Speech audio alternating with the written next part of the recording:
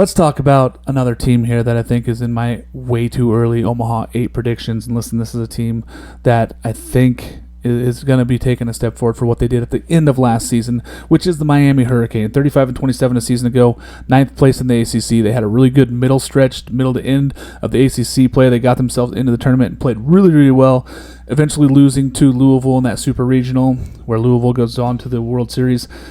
College baseball is just better when the U is performing at a high level. It just is. It's just better when Miami is performing well, and JT Arteaga has done a tremendous job of getting this team ready to go and taking over this club. I really believe that in 2026 this team makes that next step forward. Huge key transfers coming in, solid base of returning talent.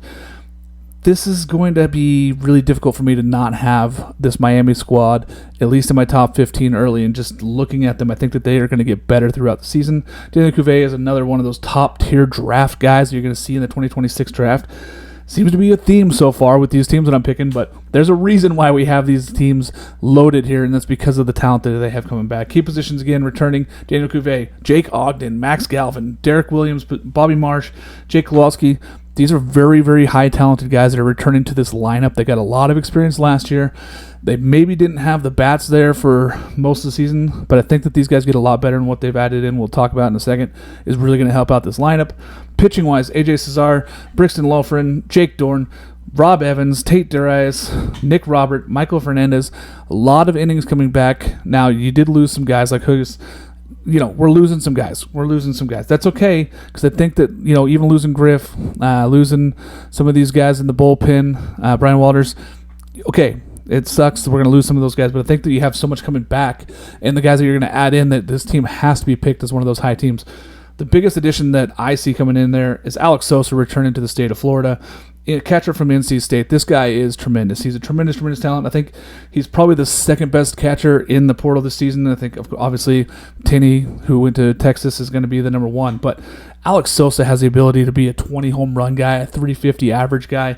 He can play catcher. He can play some infield positions. He can go out there and get you some DH at-bats. This guy's going to be in every day in the lineup, and I think he gives a lot of protection to Cuvet. So between those two guys, you're talking about a lot of pop in the middle of the lineup that can go out there and really take care of the baseball. Then you're going to add in some pitchers from this portal class, which is crazy. Frank Menendez from Florida, he could be an ace on anybody's roster. Yeah, he missed some time. Yeah, he was dealing with some injury. He's back. He's going to be healthy. He could be the ace of this club. TJ Coates coming from Nebraska. Patrick Bailey Cooney coming from Alabama.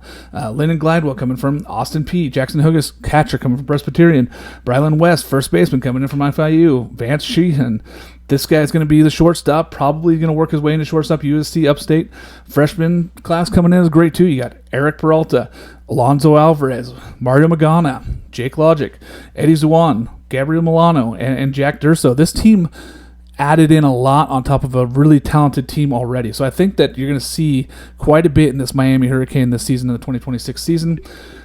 Biggest thing here is can they keep that momentum that they had from last year? Can those guys that are returning keep building on that momentum and get this thing started a little earlier? They've been historically a slow team the last 20 years here, trying to pick up things.